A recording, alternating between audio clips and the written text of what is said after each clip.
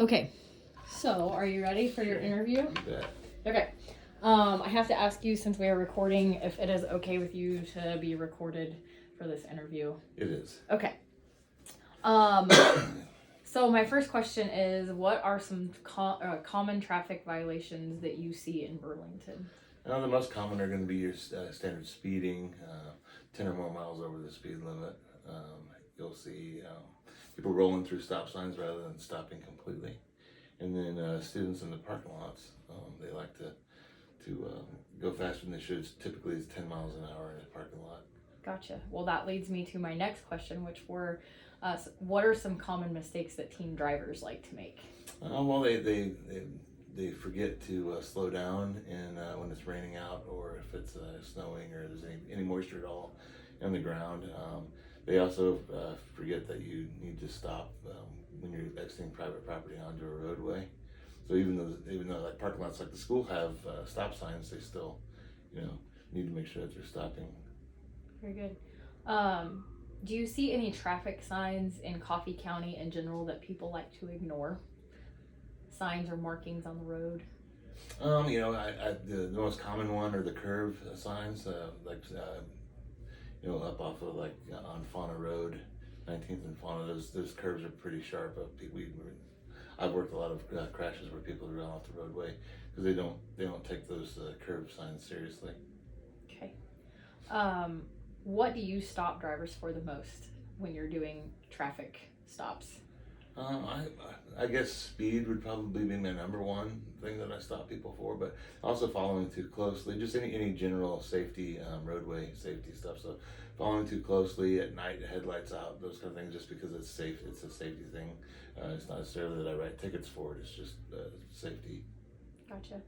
Are there any street signs in Coffee County or in Burlington that you would like to see changed, or you think almost do more harm than good? Street signs Or traffic markings or anything like that? I wish that we could use a different type of reflective paint on the roadways, because when it rains, it's very hard to see fog lines, especially on like 75 highway or 58 highway.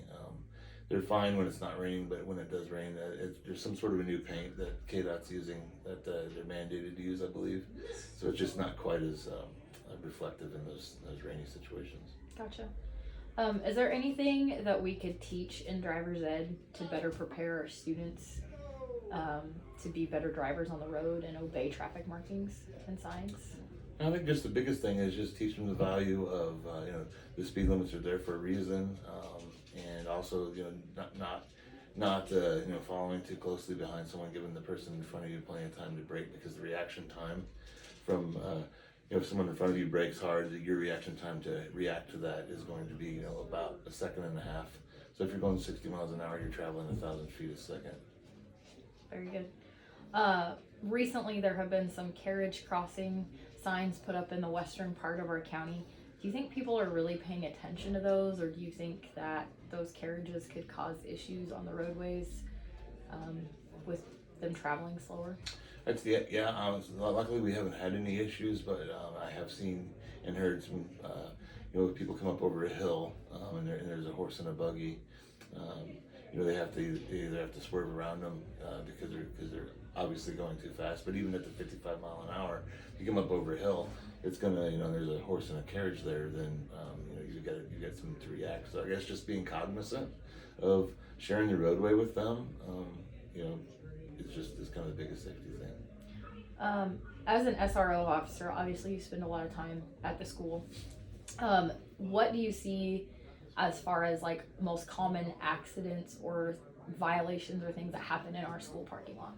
The biggest thing is just speed, people not trying to get out too fast, cutting other people off, not paying attention when they're backing up, not paying attention to how close they are when they go to pull into a parking spot. So it's just being aware of their surroundings. I see a lot of people, when they exit their cars to walk through the parking lot, they're not paying attention because they have earbuds in or something, and they're not paying attention to their surroundings, and someone can come in and they have to. Luckily, no one's been hit, but I've seen some close calls. You mentioned that you need to stop on private property before entering a public roadway. do you think that it would help if we put up stop signs at some of our places, or how could we make drivers more aware of that? Because I know I see people all the time that just go right on out into the roadway.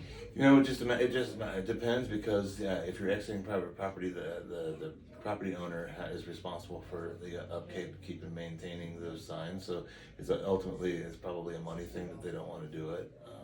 So it's just something that, it's in the traffic books, it's in the laws. They just have to remind people that they have to. I think the school does have stop signs at all their exits, except for the ones that are well, I think they have them all, but there's one entrance that you can come in from the roadway and leave from the parking lot. But other than that, they're all exit only. Do you think the way that our school parking lot and our road signs in our school parking lot, as far as like the stop signs and do not enter, do you think that that's laid out well, or do you think we could do something to change that for the flow of traffic? I've given that some thought, and I'm not really sure how to make it any better, because the signage is plenty big enough. It's the only thing I could think of differently would be make the flow of the parking lots, put arrows for driving lanes, so that we're not having two-way traffic. Kind of make them an S curve or an S pattern coming in and out. But I don't know that would help the flow any better. You'd have to have people pay attention and change the way they drive. Okay. And is there anything else that you'd like to share about obeying traffic laws or obeying traffic signs or roadway signs as a whole, as a law enforcement officer? Well, I'll just say that they're there for a reason, and whether we like them or not, they do. It's proven that that if you obey them, that you're going to be a safer person on the road. You'll be safer to other folks around you. You'll be safe to yourself, and the occupants in your car and in other vehicles. Okay. Thank you very much. Thank you.